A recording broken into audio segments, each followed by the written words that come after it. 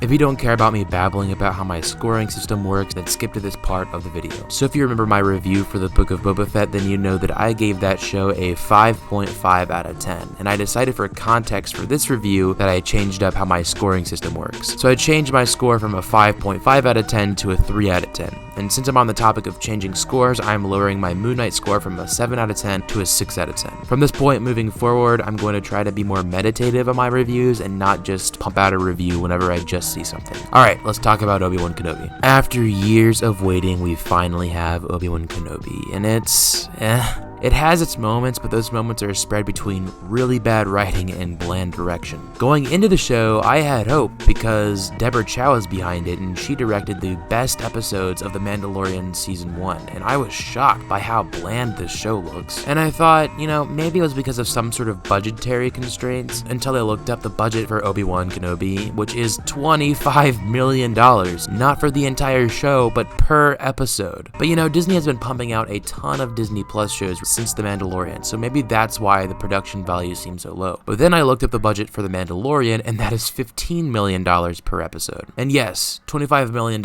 is nothing compared to a movie budget. But Everything Everywhere All at Once also has a budget of $25 million, yet that film looks amazing. Granted, the budget seemed to be put in better use in the last episode, but that doesn't excuse an entire series worth of bad visual effects and bland direction. Now, I get that this is a show, but honestly, that's the problem. This should not have been a show. The story here is decent, but it's stretched out to be a 6-episode miniseries when it should have been a 2, maybe 2.5 hour long movie. I've been talking major trash about this show, and although I didn't love the show, I do think that there is some good stuff, like Joel Edgerton returning as Uncle Owen. What little screen time Uncle Owen had, Joel Edgerton really gave it his all. He's one of the most underrated actors of all time. He's really good in Warrior, so I'd recommend that film. So if you have not seen Obi-Wan Kenobi, then skip to this part of the video. Everything that has to do with the character of Obi-Wan Kenobi is good. With Obi-Wan's guilt over Anakin's death, his calloused attitude towards everything, and especially Ewan McGregor's acting. This man gave such an amazing performance, and the scene where Obi-Wan breaks Vader's mask and you can see Anakin's face was truly heartbreaking purely because of McGregor's performance. And it was really cool to see Hayden Christensen back, and I'm glad that they used him sparingly because this story is not about Anakin, but Vader. That battle with Vader and Obi-Wan was great. However, them even meeting each other undermines A New Hope. It's implied in A New Hope that this is the first time that Obi-Wan and Vader have met since Revenge of the Sith. I've been waiting for you, Obi-Wan. We meet again at last. The circle is now complete.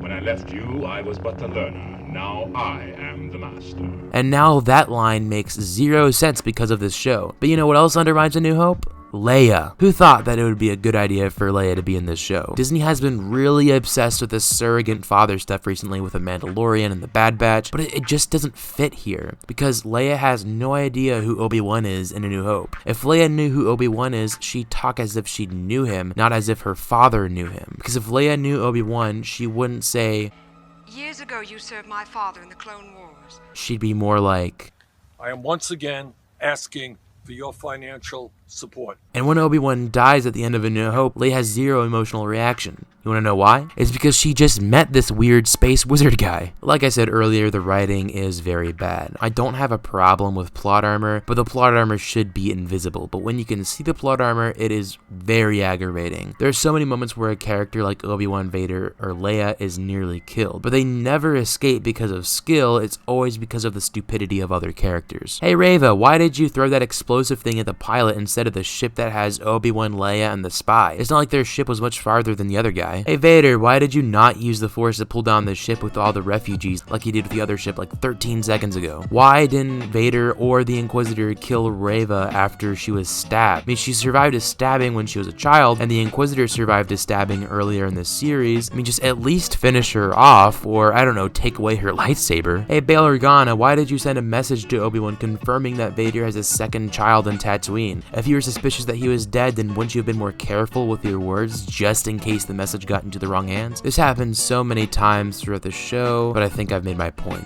The plot being driven by the stupidity of other characters isn't going to keep an audience invested in your show. It's only going to make them annoyed. Reva was fine, Throughout the first through fourth episode, I really didn't know what they were doing with her character. Sometimes it was like they wanted you to like her, other times they wanted you to hate her, but it wasn't until her backstory was shown in episode 5 that I actually cared. But they really should have showed her backstory way earlier in the series while keeping her character a mystery. The lighting was pretty decent, it looked pretty cheap at times, but there was a lot of times where it worked. The lightsaber lighting, I mean, it works sometimes, but it's truly horrendous. You know, the lighting in The Force Awakens felt very purposeful, but in Obi-Wan, it just looks like they just gave the actors an LED stick and just said go with it. I really like the scenes in episodes 1 and 2 where it's just Obi-Wan sulking and watching Luke do the whip. And his dynamic with Uncle Owen was so good. The line, "Like you trained his father?" was super impactful, and it brought this side of Obi-Wan that I never would have thought about had it not been for this series. And like I said before, Joel Edgerton and Ewan McGregor were amazing. Obi-Wan Kenobi was originally going to be written and directed by Nicholas Winding Refn, who's known for films like Bronson, The Neon Demon, and Drive, and knowing this makes a lot of sense as to why this show is the way it is. It's a movie that was forced to become a show. And when Deborah Chow promises a show in the same vein as Joker and Logan, it's pretty disappointing when you get just another mediocre Star Wars project. And because of this, I'm giving Obi-Wan Kenobi a 4.5 out of 10. But yeah, thank you so much for watching my video. Please leave a like, comment, and subscribe, turn on notifications, and I'll see you later.